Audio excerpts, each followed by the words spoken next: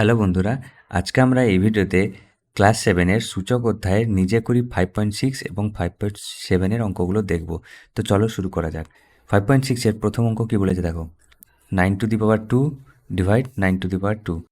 এর আগে আমরা কি দেখেছিলাম, যে যদি নিধান ঠিক থাকে তাহলে কি হয়, সূচক ভাজিতক থাকলে মাইনাস হয়ে যায়। ঠিক আছে, তার মানে স্কোয়ার হয়ে যাবে। এ দেখো নিধান এ আর সূচক হচ্ছে 5 আর 3। তো নিধান যদি একই থাকে আর যদি ডিভিশন থাকে সেক্ষেত্রে কিন্তু পাওয়ারের মাইনাস হয়ে যায়, এটা আমরা আগে দেখেছিলাম। ঠিক আছে, তাহলে এখানে কি বলেছে, প্রথমের অঙ্ক 5.6 নিজে করি 5.6-এর প্রথম অঙ্ক কি বলেছে, 9² ডিভাইড 9। তার মানে কী হবে, 9 তার মানে হচ্ছে 9 গুণিতক 9, 9 গুণিতক 9, 9 9 কেটে দেবো, 1 হয়ে যাবে। এরকম করে 1 হবে। কিন্তু আমরা এইভাবেও করতে পারি, 9⁻², 9⁻², তাহলে 9⁻² মাইনাস 2, তাহলে কি হবে 9⁻0, 9⁻0 = 1। কারণ আমরা সূচকের আরেকটা নিয়ম পড়েছিলাম যে a⁻0 = 1 বা 7⁻1 = 0। কোনো পাওয়ার যদি 0 থাকে সেটা 1 হয়ে যায়, কারোর পাওয়ার যদি 0 থাকে সেটা তারপরে সেটা 1 হয়ে যায়। তো এটা আমরা দেখেছিলাম, তো এখানেও তাই হলো। তারপর অঙ্কটা দেখে নিই, 7³ ডিভাইড ড্যাশ = 1। কি বলেছে, 7³ ডিভাইড ড্যাশ = 1। তাহলে দেখো এটাকে 0 করার জন্য আমাদের এখানে নিশ্চয়ই পাওয়ারে আমাদের কি করতে হবে না, হচ্ছে মাইনাস করতে হবে। দেখো আমরা কি জানি, 7 যদি 0 হয় তাহলে 1 হবে, তার মানে এখানে প্লাস আছে, তাহলে এখানে আমাদের মাইনাস করতে হবে। আমাদের এখানেও কি করতে হবে, 7⁻³ দিতে হবে। যদি 7⁻³ দিয়ে দিই তাহলে কি হবে, 1 হয়ে যাবে। তাহলে 7⁻³ ভাজিতক 7⁻³ ইকুয়াল টু 7⁻³ মাইনাস 3 হয়ে যাবে, তাহলে 7⁻0 = 1 হয়ে যাবে। তো সেক্ষেত্রে কিন্তু এখানে 7⁻³ দিতে হবে। ঠিক আছে, তো এটা হবে 7⁻3। তো চলো পরের অঙ্কটা দেখে নিই।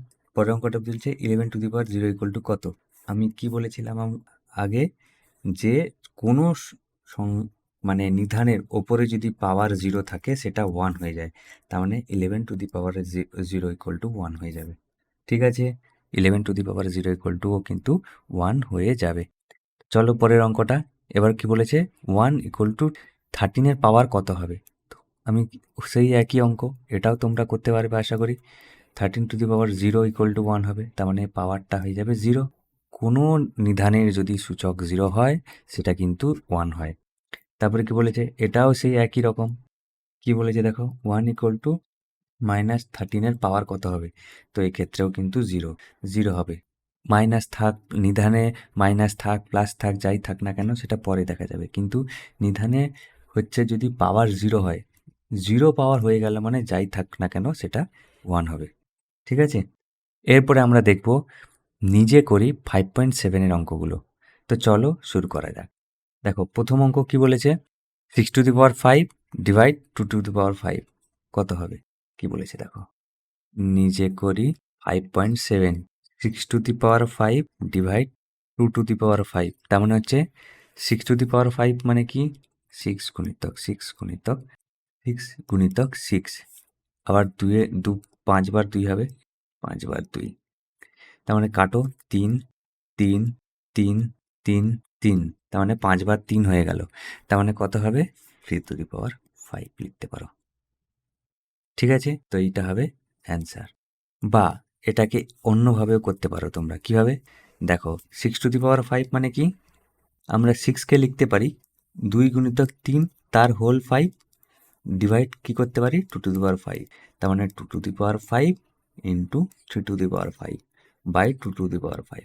আচ্ছা, 2⁵কে আর নিচে 2⁵ আছে, এই নিচেরটা উপরে গেলে -5 হয়ে যাবে, আর 3⁵, আর 2⁵0 ইন্টু 3⁵, তার মানে 0 = কত, 1, আর এটা হবে 5, তার মানে হচ্ছে 3⁵। এটা হবে অ্যান্সার, এটা হবে অ্যান্সার। তারপরে অঙ্কটা দেখি। তারপরে অঙ্কটা কি বলেছে দেখো, 2-এর অঙ্কটা 7² ডিভাইড 2², 7² ডিভাইড 2², এগুলো কত হবে, 7 গুণিতক 7 বাই 2 গুণিতক 2, তার মানে কি হচ্ছে 49/4। তো এটা হবে অ্যান্সার, এটা হবে অ্যান্সার। তারপরে অঙ্কটা 3-এরটা দেখো 10 স্কোয়ার ইকুয়াল টু কত হবে? 10 স্কোয়ার ইকুয়াল টু কত হবে? 10 গুণিতক 10, ঠিক আছে? এইটা হবে। তারপর অঙ্কটা দেখি, -4 square into 6 square equal to কত? -4 square into 6 square into 6 square. তার মানে কী করবো দেখো, -4 ইন্টু -6 স্কোয়ার।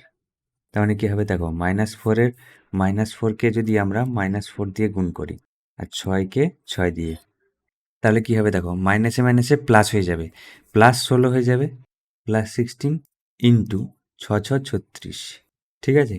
তো এইটা হবে অ্যান্সার, এটা হবে অ্যান্সার। তারপরের অঙ্কটা দেখি, 5 টু দি পাওয়ার 0, তো এটা কী হবে 1, এটা আমরা আগে দেখেছি।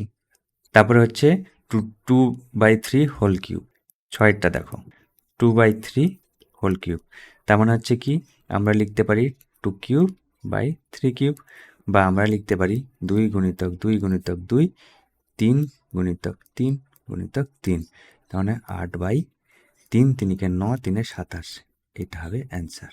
8/27 হচ্ছে অ্যান্সার, ঠিক আছে? তো এই ছিল আজকের ভিডিও। তোমাদের যদি ভিডিওটা ভালো লেগে থাকে লাইক করো, শেয়ার করো এবং সাবস্ক্রাইব করো।